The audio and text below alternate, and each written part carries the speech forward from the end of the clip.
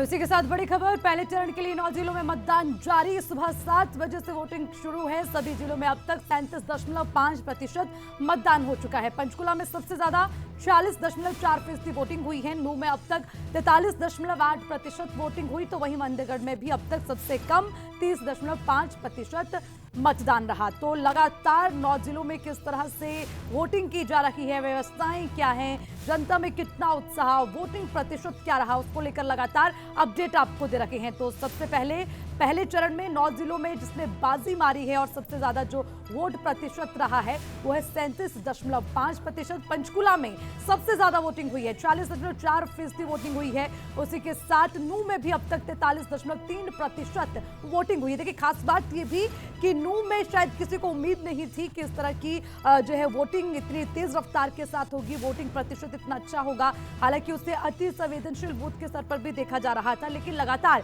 सुबह से सूर्य समाचार की नजर उसी पर और सबसे ज्यादा वोटिंग वहां पर हुई है। सुबह से लगातार लंबी लंबी कतारें लगी हैं। और देखिए, खास बात ये भी देखने को मिली है नूह में कि महिलाएं, युवा, बुजुर्ग, हर वर्ग में चुनाव को लेकर उत्साह देखने को मिला।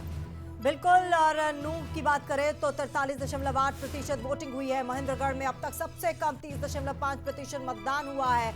और पल पल का अपडेट आप तक पहुंचा रहे हैं। पहले चरण में 9 जिलों के मतदान जारी है। हरियाणा के 22 में से 9 जिलों में पंचायत चुनाव के पहले चरण का मतदान जारी है। और साथ ही जिला परिषदों एवं पंचायत समितियों के चुनाव के लिए मतदान 30 अक्टूबर को और सरपंचों और पंचों के लिए मतदान 2 नवंबर को होना है। फिलहाल हम आपको बता दें कि आज पल पल के अपडेट आप सूर्य समाचार के जरिए देख सकते हैं।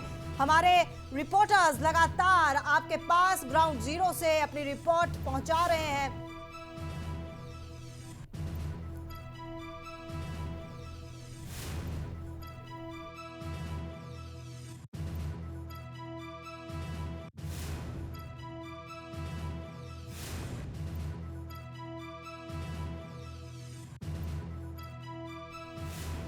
तो सभी जिलों में अब तक 37.5% मतदान हुआ है और ये लगातार अपडेट आपको दे रखे हैं क्योंकि सुबह 7 बजे से ही वोटिंग शुरू हो चुकी है। और देखिए तमन्ना, खास बात ये कि जो है पहली बार चरणों में चुनाव होने जा रखे हैं और पहला चरण है और उसी के साथ तैयारियां लगभग सभी बूथ स्तर पर हाई लेवल की गई हैं। चाहे ईवीएम खराब की बात हो या फिर यूं कहें कि जो है जितने भी वोटर्स हैं उनके लिए तमाम सुविधाएं हैं, बुजुर्गों के लिए सुविधाएं हैं, विकलांग के लिए सुविधाएं की गई हैं। और अगर ईवीएम खराब भी हो तो उसके बदलाव के लिए भी तैयारियां अधिकारियों की ओर से